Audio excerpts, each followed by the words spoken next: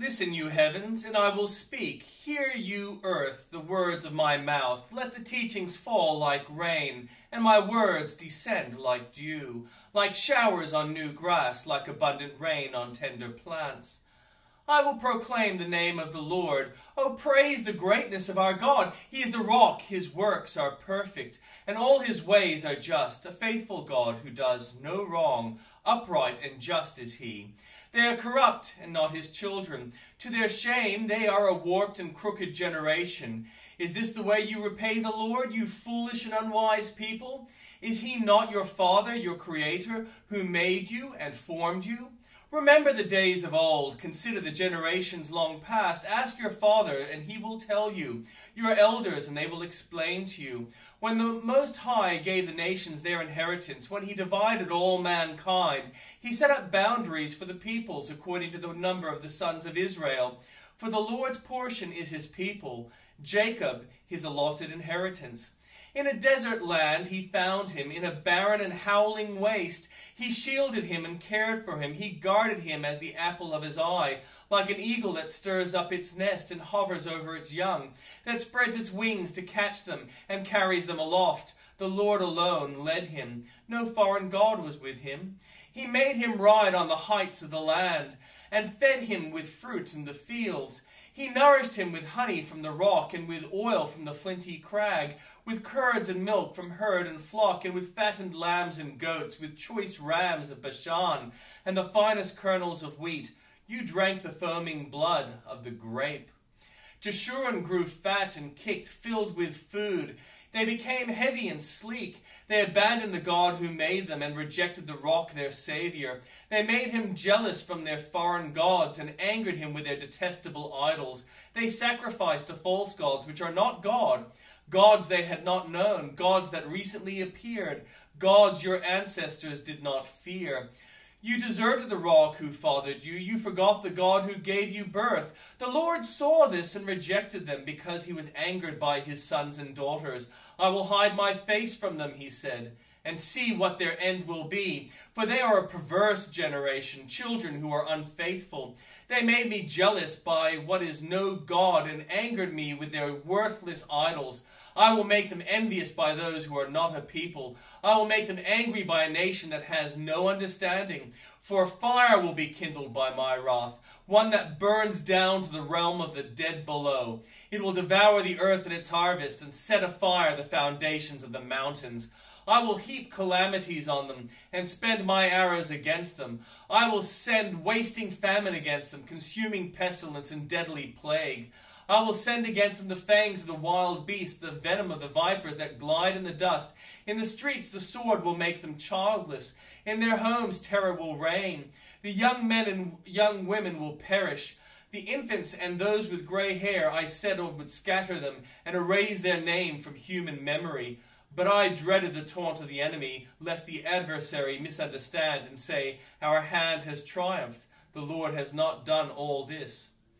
They are a nation without sense. There is no discernment in them. If only they were wise and would understand this and discern what their end will be. How could one man chase 1,000, or two put 10,000 to flight, unless their rock had sold them, unless the Lord had given them up? For their rock is not like our rock. As even our enemies concede, their vines come from the vine of Sodom, from the field of Gomorrah. Their grapes are filled with poison, and their clusters with bitterness. Their wine is the venom of serpents, the deadly poison of cobras. Have I not kept this in reserve and sealed it in my vaults? It is mine to avenge. I will repay. In due time their foot will slip. Their day of disaster is near, and their doom rushes upon them. The Lord will vindicate his people and relent concerning his servants when he sees their strength is gone, and no one is left, slave or free. He will say, now where are their gods, the rock they took refuge in, the God who ate the fat of their sacrifices and drank the wine of their drink offerings? Let them rise up to help you. Let them give you shelter. See now that I myself am he. There is no God beside me. I put to death and I bring to life. I have wounded and I will heal, and no one can deliver out of my hand. I lift my hand to heaven and solemnly swear, as surely as I live forever, when I sharpen my flashing sword, and my hand grasps it in judgment, I will take vengeance on my adversaries, and repay those who hate me.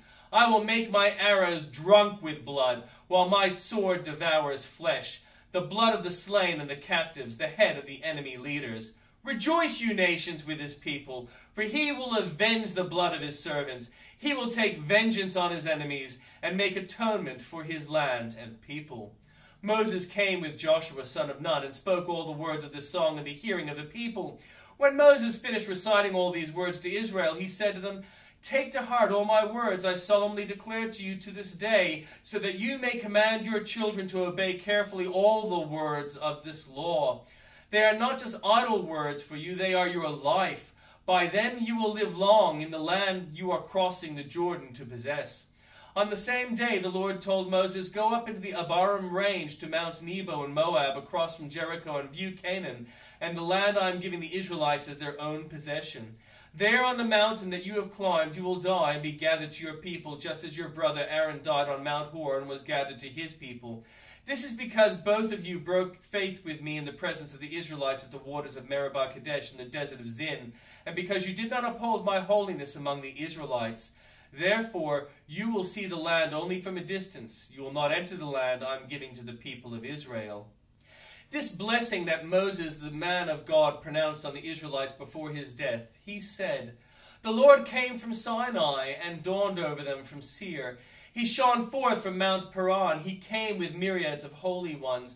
From south, from his mountain slope, surely it is you who love the people. All the holy ones are in your hand. At your feet they all bow down, and from you received instruction, the law that Moses gave us, the possession of the assembly of Jacob. He was the king over Jeshurun, when the leaders of the people assembled along with the tribes of Israel.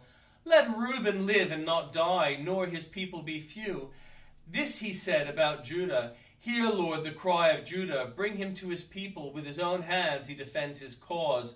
Oh, be his help against his foes. About Levi he said, Your Thummim and Urim belong to your faithful servant. You tested him at Massah. You contend with him at the waters of Meribah.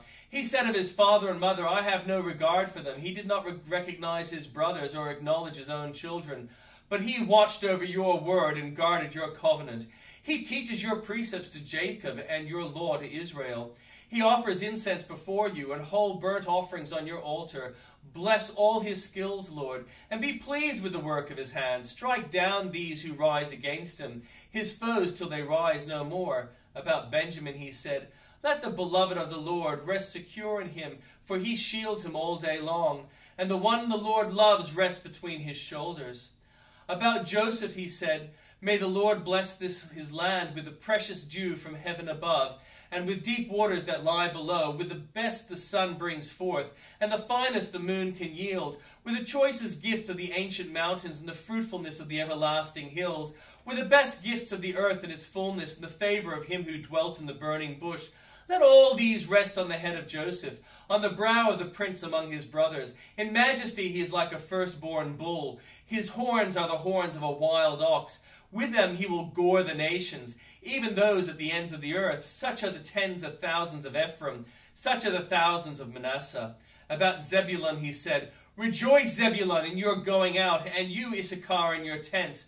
They will summon the peoples to the mountains, and there offer the sacrifices of the righteous. They will feast on the abundance of the seas, on the treasures hidden in the sand. About Gad he said, Blessed is he who enlarges Gad's domain. Gad lives there like a lion, tearing at arm or head. He chose the best land for himself. The leader's portion was kept for him. When the heads of the people assembled, he carried out the Lord's righteous will and his judgments concerning Israel. About Dan he said, Dan is a lion's cub, springing out of Bashan. About Naphtali he said, Naphtali is bounding with the favor of the Lord and is full of his blessing. He will inherit southward to the lake. About Asher he said, Most blessed son is Asher. Let him be favored by his brothers, and let him bathe his feet in oil. The bolts of your gates will be iron and bronze, and your strength will equal your days. There is no one like the God of Jeshurun, who rides across the heavens to help you, and on the clouds in majesty. The eternal God is your refuge, and underneath are the everlasting arms. He will drive out your enemies before you, saying, destroy them. So Israel will live in safety, Jacob will dwell secure, in a land of grain and new wine, where the heaven drops dew. Blessed are you, Israel, who is like you, a people saved by the Lord. He is your shield and helper, and your glorious sword. Your enemies will cower before you, and you will tread on their heights. Then Moses climbed Mount Nebo from the plains of Moab to the top of Pisgah, across the Jericho. There the Lord showed him the whole land, from Gilead to Dan, all of Naphtali, the territory of Ephraim and Manasseh, all the land of Judah as far as the Mediterranean Sea, the Negev, and the whole region of the valley of Jericho, the city of palms as far as Zoar. Then the Lord said to him, this is the land I promised on oath to Abraham, Isaac, and Jacob. When I said I will give it to your descendants, I have let you see it with your eyes, but you will not cross over into it. And Moses, the servant of the Lord, died there in Moab, as the Lord had said. He buried him in Moab, in the valley opposite Beth Peor. But to this day no one knows where his grave is. Moses was 120 years old when he died, yet his eyes were not weak, nor his strength gone. The Israelites grieved for Moses in the plains of Moab 30 days, until the time of weeping and mourning was over. Now Joshua, son of Nun, was filled with the spirit of wisdom, because Moses had laid his hands on him. So the Israelites listened to him and did what the Lord had commanded Moses. Since then, no prophet has risen in Israel like Moses, whom the Lord knew face to face, who did all those signs and wonders the Lord sent him to do in Egypt, to Pharaoh and to all his officials and to his whole land. For no one has ever shown the mighty power or performed the awesome deeds that Moses did in the sight of all Israel. And the New Testament. The written notice of the charge against him read, the King of the Jews. They crucified him, 2 rebels with him, one on his right and one on his left. Those who passed by hurled insults at him, shaking their heads and saying, so, you who are going to destroy the temple and build it in 3 days, come down from the cross and save yourself. In the same way, the chief priests and the teachers of the law mocked him among themselves. He saved others, they said, but he can't save himself. Let this Messiah, this King of Israel, come down from the cross, that we may see and believe. Those crucified with him also heaped insults on him. At noon, darkness came over the whole land until 3 in the afternoon. And at 3 in the afternoon, Jesus cried out in a loud voice, Eloi, Eloi, lema sabachthani, which means, my God, why have you forsaken me? When some of those standing near heard this, they said, listen, he's calling Elijah. Someone ran, filled a sponge with wine vinegar, put it on a staff, and offered it to Jesus to drink. Now leave him alone. Let's see if Elijah comes to take him down, he said. With a loud cry, Jesus breathed his last. The curtain of the temple was torn in 2 from top to bottom. And when the centurion who stood there in front of Jesus saw how he died, he said, surely this man was the Son of God.